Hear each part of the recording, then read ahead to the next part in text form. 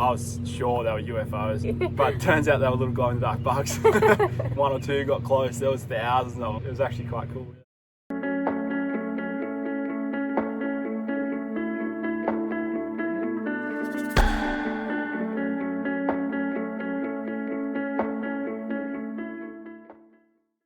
Hi Big Lap Bible, we're Alanna and Sean from All Us Adventure. We've been travelling for the last 12 months or so, and we're from Camden, New South Wales. So I'm 23 and Sean's 26, yeah. And yeah, before we started travelling, I just finished uni. I've been studying to be a primary teacher.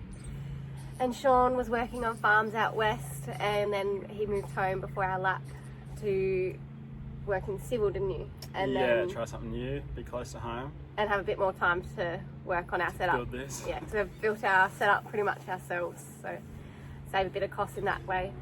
So yeah, why did we choose to travel and do our lap, Sean? Yeah, I travelled overseas and things and sort of always wanted to travel a bit more around Australia. We'd both travelled a fair bit with our families when we were younger around Australia and overseas and things. Yeah, we're both sort of keen to get on the road and see things with our own eyes and our own way. Yeah, have our own experiences, not our parents or what we've seen online, so do it ourselves. Yeah. Life before the lap? Pretty much work full time. Yeah, we were really busy before we left. Alanna had a few jobs going. I was working every day, and then in the shed till sort of 9 or 10 o'clock every time, both of us building this thing and sort of getting things prepared, and then packing up everything we had and putting it in storage and stuff. So yeah, we were pretty busy up until we left, and then that showed when we did leave. Our first sort of 3 weeks on the road, we were doing like 2,000 k's a week. We couldn't settle down. Couldn't slow down. We just had to keep moving. Just go. We were flying through. We had to learn to get into the nomadic lifestyle and just take it easy. So how do we prepare for the lap, and what did we do? What things did we need to do before we left? What did we not think about? We had a fair bit of time, I'd say, and then travelling when we were younger sort of helped as well. But yeah, we had a fair bit of time to build this. But it was pretty much just saving. Like, we didn't really go out lots on the weekends and stuff. It was just at home, working, building, saving. This. Yeah, pretty much. Yeah. So we're travelling in Hilux, a 22 Hilux Xtra cab. We've got a canopy, a rooftop tent, an awning, and we also picked up the boat that's behind us in Cairns. We left home without a boat. We didn't want to tow anything. We actually had a tinny at home, and yeah, we didn't want to tow anything. And then we got to Cairns and we're like, well, Australia's an island and we've got so much water around us. So we brought a boat in Cairns off Marketplace, and that's added a lot to our trip as well. I think some of the best experiences have actually been in the boat. A lot of people ask us, would you do it again with a boat? And yeah, you definitely would, but also, like, if money's tight, a lot of places you can rent a boat and then you don't have to save towing it and the wear and tear and stuff. Like Exmouth and Cape York and all the big name places, you can rent a boat for a few $100 a day. So yeah, take your own boat, but if you can't, there's always other options, and you'll always meet people with a boat. Yeah. And in our setup too, we run in an inverter, so we have an induction cooker, so that's been really good too, because we've discovered that WA is windy always, and cooking without gas has been a bit of a luxury. We don't have to fight and battle the wind. Yeah, we got 200 amps of lithium with an inverter, so yeah, we've always got plenty of power. Yeah. How did we choose the right setup for us? Well, we weren't fussed on a troopy or a van. We didn't want to tow anything, then we bought a boat. So yeah, Ute was really what worked for us. It's also multi-purpose. Like, I was using it for work before we left, and it will become a work Ute when we go home eventually. And also the canopy is a jack-off canopy, so we just have the legs at home and we can wind it off, wind it on when we need. So when we go home, it'll just be a Ute. And then for weekends, it takes 5 minutes to put the canopy back on and fill the water up and fill the fridge, and you're away. So yeah, that's why we chose the Ute. And we chose an extra cab, just so you got a bit more space than a single cab, but you don't lose the tray space of a dual cab. You sort of have a bit of both. Yeah. Is there anything you'd change about the car?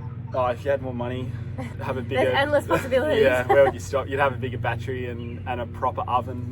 The travel buddy's been great, but it's just like a bakery, really. Yeah, like, we've cooked chicken and a lot of dishes in there. Alanna's cooked cakes and things, but if you got like a Breville air fryer, like proper oven, but then you need a bigger battery. But where do you stop? You're camping at the end of the day, like, it's all otherwise, we've been really happy with it. Yeah.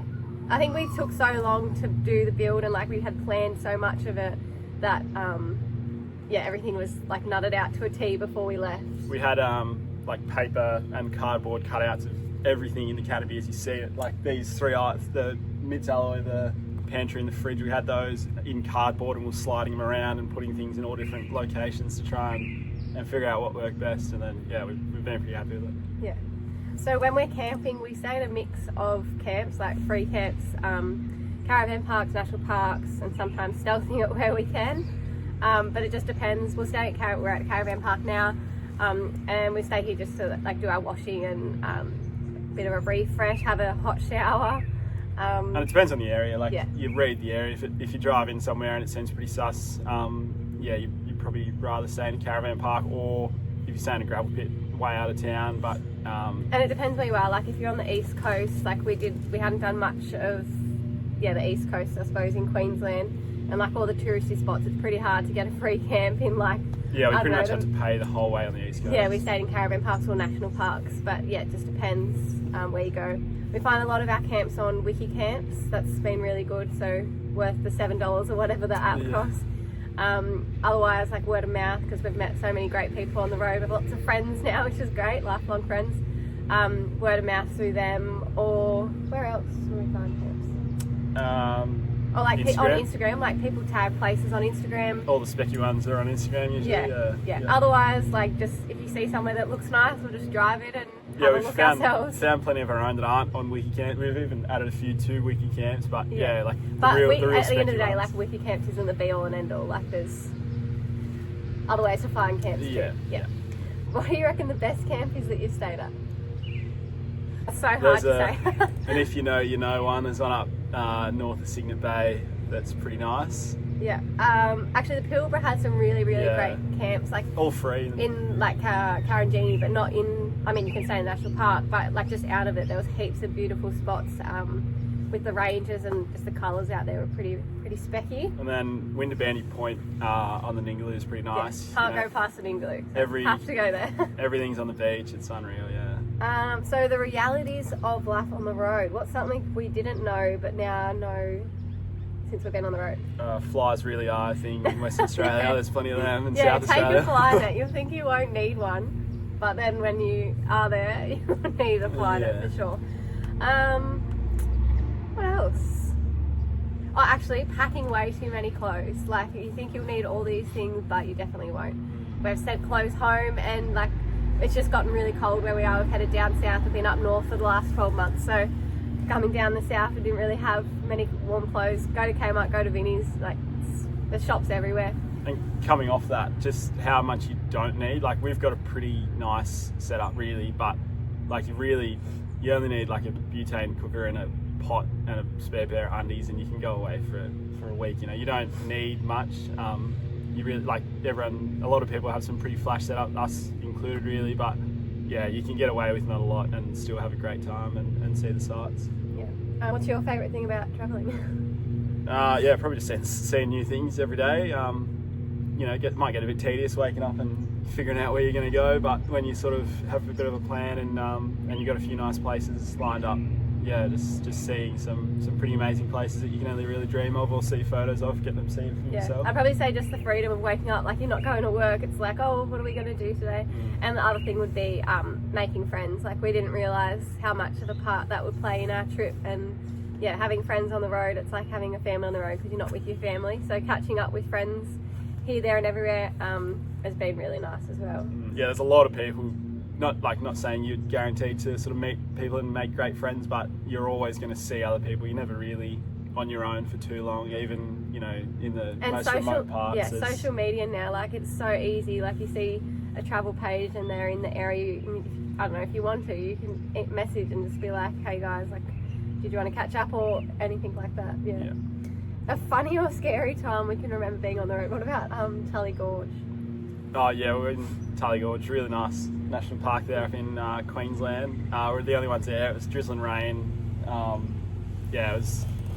We were like, the only ones there. It was like beautiful. It's a nice spot, but as soon as the sun goes down, it's quite eerie. Yeah, like it was like drizzling all afternoon.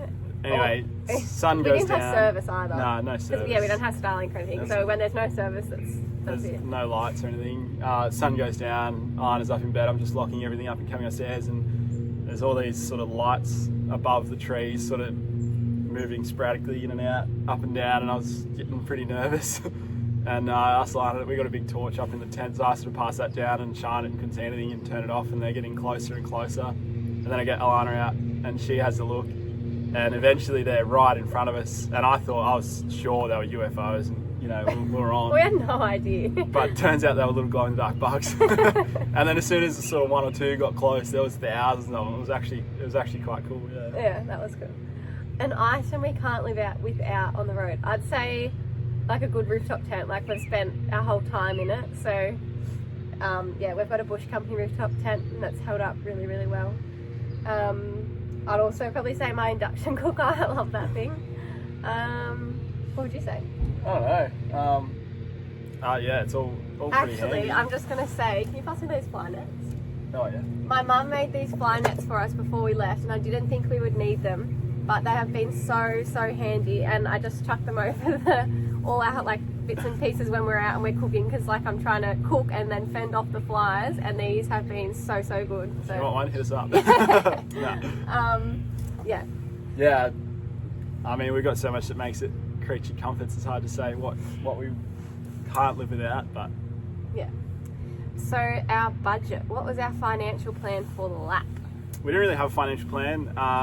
We just thought we'd just save a heap of money and then just see how long that would last us. Yeah, I guess in theory our financial plan was I bought the car and built the setup, so Alana's sort of funded most of the trip.